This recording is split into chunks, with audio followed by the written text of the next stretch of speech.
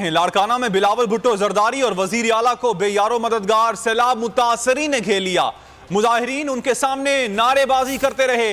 Peoples party के chairman गाड़ी में ही बैठे रहे। मुराद अली शाह ने मुतासरीन को सहूलियात की फराहमी की यकीन दहानी करवाई। डिप्टी कमिश्नर लाड़काना को तलब करके बरहमी का इजहार किया।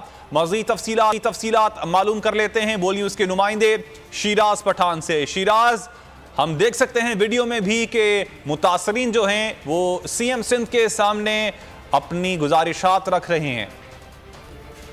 जी बिल्कुल, लाड़काना में जो है वो 5 रोज में 488 मिलीमीटर बारिश हुई है, जिससे हर तरफ तबाही मची हुई है और सड़कें तालाब का मंजर पेश कर रही हैं।